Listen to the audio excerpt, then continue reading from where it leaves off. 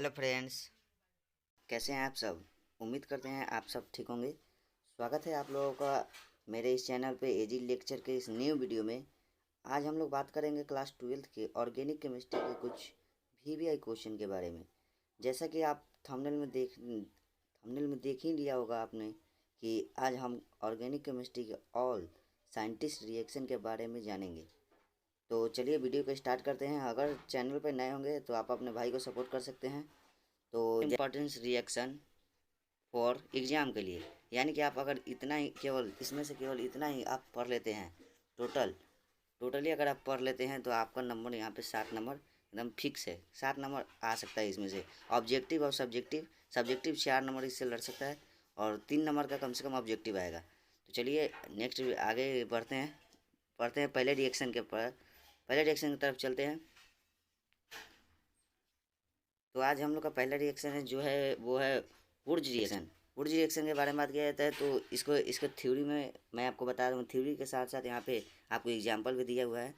जैसे कि जब एल्किल हाइलाइड को सोडियम धातु के साथ शुष्क ईथर की उपस्थिति में अभिक्रिया करते हैं तो एल्केन बनता है। तो इस अभिक्रिया को वुर्ज रिएक्शन कहते हैं।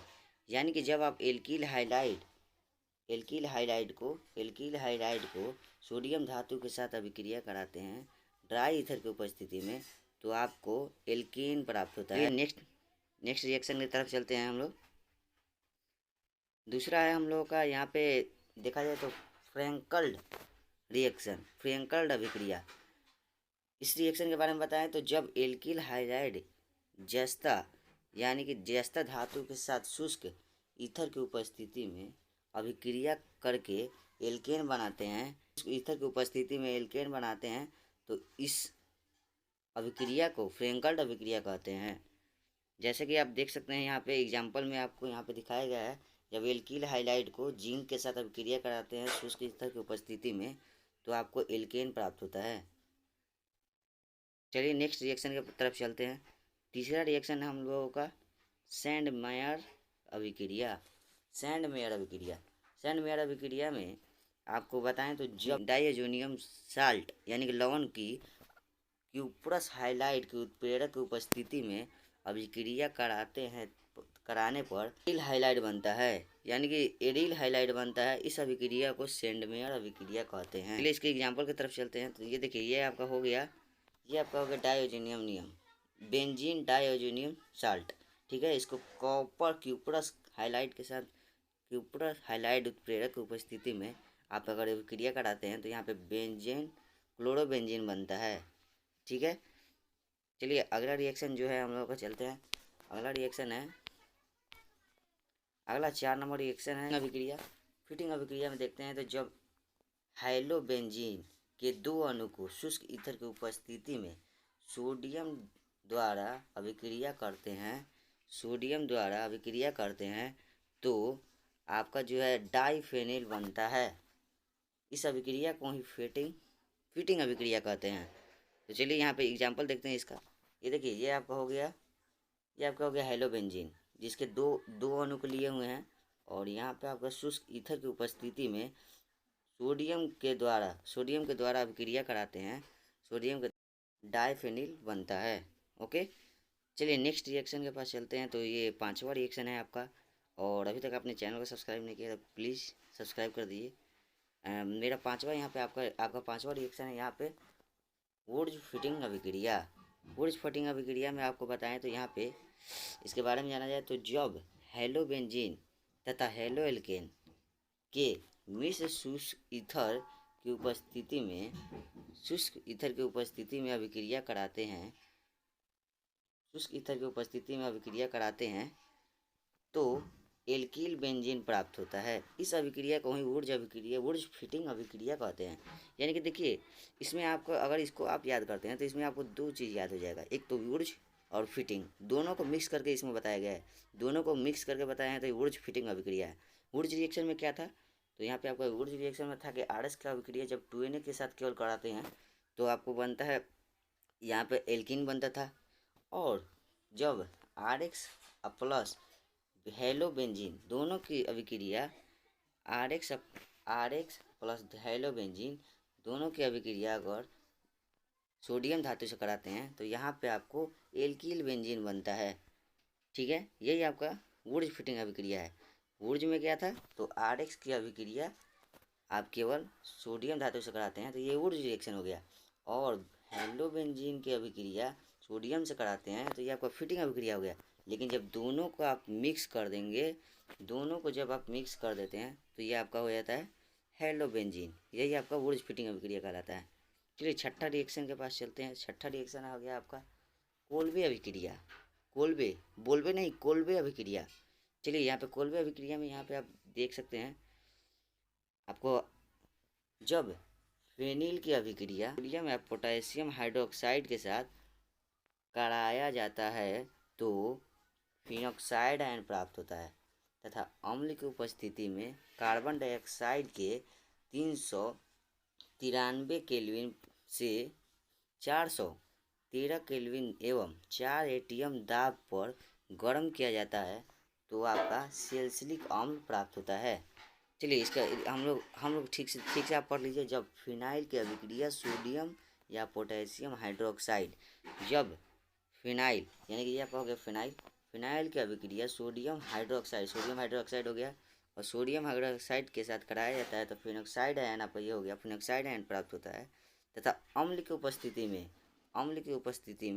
ये देखिए आपको यहाँ पे अम्ल हो गया HCl नीचे। अम्ल की उपस्थिति में 400 केल्विन, लगभग 400 केल्विन ताप और 4 से 7 एटीएम यहाँ पे आपको दाब देना है तो आपका प्राप्त होता है, ये हो गया आपका सैलिसिलिक अम्ल।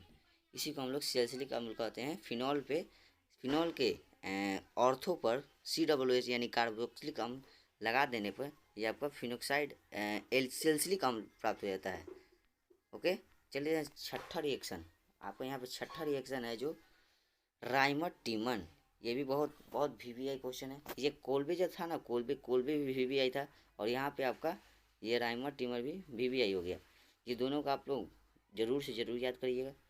राइमर टीमन, जब फिनोल की अभिक्रिया सोडियम हाइड्रोक्साइड तथा क्लोरोफॉर्म से कराते हैं तो सेल्सियल डिहाइड प्राप्त होता है, सेलिसल डिहाइड प्राप्त होता है। ठीक है, जब देखिए जब फिनॉल की अभिक्रिया सोडियम हाइड्रोक्साइड तथा क्लोरोफॉर्म से कराते हैं तो सेलिसल डिहाइड प्राप्त होता है। ये आपका हो गया फिनॉल, ये आपका हो गया क्लोरोफॉर्म, ये आपका हो गया सोडियम हाइड्रोक्साइड। जब आप तीनों की अभिक्रिया कराते हैं तो आपको प्राप्त होता है सेलिसल डिहाइड। ये आपका हो गया सेलिसल डिहाइड। ओके, चलिए नेक्स्ट रिएक्शन के पास चलते हैं। हाफमैन ब्रोमामाइड, नाम से ही पता चलता है हाफमैन, ये मतलब कि लगता है कि ये हाफ से। ठीक है, तो हाफमैन ब्रोमामाइड अभिक्रिया, जब प्राथमिक एमाइड की अभिक्रिया जलीय सोडियम हाइड्रोक्साइड के विलयन में ब्रोमीन के साथ कराते हैं तो प्राथमिक एमीन प्राप्त होता है। ठीक है, इसके एग्जांपल देखा जाए तो ये आपका हो गया प्राथमिक एमाइड। ठीक है, RCO, यहाँ आर के मतलब आर नहीं समझिएगा, आर के मतलब कार्बन का समूह, आर का मतलब कार्बन का समूह। देखिए यहाँ पे आपका हो गया, हम एग्जाम्पल के साथ आपको लाए हैं। यहाँ पे ऊपर केवल इसका हेडिंग दिए हैं और ये आपका टोटल एग्जाम्पल ही है। ठीक है, और यहाँ पे सब कुछ लिखा हुआ है कि कहाँ पे कौन कौन सा क्या है। ये प्राथमिक एमाइड हो गया, ये एल्काइल हो गया, एल्काइल ग्रुप को लेना है आपको, और सोडियम हाइड्रोक्साइड, ये NaOH सोडियम हाइड्रोक्साइड हो गया, और ब्रोमीन आपका ये हो गया, ये आपका ब्रोमीन हो गया। और जब प्राथमिक एमाइड की अभिक्रिया जलीय सोडियम हाइड्रोक्साइड के विलयन में ब्रोमीन के साथ कराते हैं तो प्राथमिक एमीन प्राप्त होता है। तो ये आपका हो गया प्राथमिक एमीन, ये आपका हो गया प्राथमिक एमीन। ठीक है, चलिए नेक्स्ट रिएक्शन के पास चलते हैं। तो ये आपका कार्बल एमीन, ये वो था हाफमैन ब्रोमामाइड, ये है कार्बल एमीन अभिक्रिया। बात करते हैं तो जब प्राथमिक एमीन को क्लोरोफॉर्म और एल्कोहल में बने पोटेशियम हाइड्रोक्साइड के विलयन के साथ गर्म करते हैं, विलयन के साथ गर्म करने पर गंधयुक्त आइसोनाइट्राइल प्राप्त होता है। ये आपका एग्जाम्पल यहाँ पे नीचे है, आपको एग्जाम्पल दिखा दें तो एग्जाम्पल नंबर 1 प्राथमिक एमीन, ये आपका प्राथमिक एमीन हो गया। ये क्लोरोफॉर्म हो गया, प्राथमिक एमीन को क्लोरोफॉर्म और अल्कोहल से बने, यानी कि ये पोटेशियम हो गया, पोटेशियम हाइड्रोक्साइड हो गया, पोटेशियम हाइड्रोक्साइड के विलयन में गर्म करते हैं, हीट करते हैं, तो आपको गंध युक्त आइसोनाइट्राइल प्राप्त होता है। CH3NC को आइसोनाइट्राइल कहा जाता है, आइसोनाइट्राइल प्राप्त होता है। चलिए नेक्स्ट रिएक्शन के पास चलते हैं। तो नेक्स्ट रिएक्शन आपका हो जाएगा, नेक्स्ट रिएक्शन आपका कैनिजारो अभिक्रिया। कैनिजारो ये आपका मोस्ट वीवीआई एकदम वीवीआई मतलब कि बोल रहे हैं तो 12th एग्जाम के लिए वीवीआई क्वेश्चन है। ठीक है, आप अगर 2023 में या फिर जब भी आप परीक्षा एग्जाम देने वाले हैं तो ये आपको वीवीआई एकदम आप देख सकते हैं क्वेश्चन में उठा के हर 1 साल 2 साल पर पूछा गया है ये कैनिजारो अभिक्रिया को। आपको इसको मोस्ट वीवीआई कर लेना है, इसको याद जरूर कर लेना है। ठीक है, हम बात करते हैं तो पहले आप इसके बारे में। तो जब आप एल्डिहाइड सांद्र कास्टिक सोडा के विलयन के साथ अभिक्रिया कर सोडियम फॉर्मेट और मेथिल अल्कोहल बनाते हैं, मेथिल अल्कोहल बनता है। तो इस अभिक्रिया में फॉर्मल्डिहाइड के 2 अणु आपको यहाँ पे लेना है। फॉर्मल्डिहाइड के 2 अणु को लेना है, जिसमें से एक अणु का ऑक्सीकरण और दूसरे अणु का अवकरण होता है। ठीक है, ये आपका हो गया कैनिजारो अभिक्रिया। इसका एग्जांपल देखिए तो ये आपका हो गया फॉर्मल्डिहाइड। फॉर्मल्डिहाइड के 2 अणु को लिए आपने, फॉर्मल्डिहाइड को यहाँ पे 2 अणु का आपको लेना है, 2 अणु को। ठीक है, और इसका सोडियम हाइड्रोक्साइड के साथ विलयन कराते हैं तो आपको यहाँ पे बनता है सोडियम फॉर्मेट हो गया। और ये आपका मेथिल अल्कोहल हो गया, ये आपका मेथिल अल्कोहल हो गया। यहाँ पे देख सकते हैं आप, ये आपका सोडियम फॉर्मेट हो गया और ये मेथिल अल्कोहल प्राप्त होता है।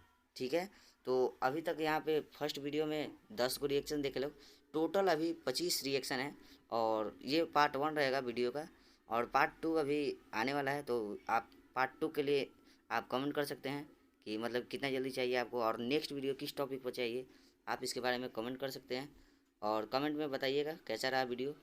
तो थैंक यू, और आप लोग ये ज़रूर ये 10 रिएक्शन को याद करिएगा और नेक्स्ट हम जो वीडियो लेके आएंगे इसी पे लेके आएंगे। अभी 15 रिएक्शन और बचा हुआ है, आप देख सकते हैं यहाँ पे रोजेमुंड हो गया, मस्टर्ड ऑयल हो गया, आपका गिरनियार अभिकर्मक हो गया, आगे बहुत अभिक्रिया है। यहाँ पे देख सकते हैं आप, बहुत अभिक्रिया है। हम नेक्स्ट वीडियो में लेके आएंगे क्योंकि वीडियो बहुत लंबा हो गया, 13 मिनट चला गया है लगभग। तो थैंक यू इसी की वजह से। और यहाँ पे आप 10 रिएक्शन तब तक आप अपने कॉपी में नोट कर सकते हैं और नेक्स्ट वीडियो में आप 15 और नोट कर सकते हैं। Thank you so much.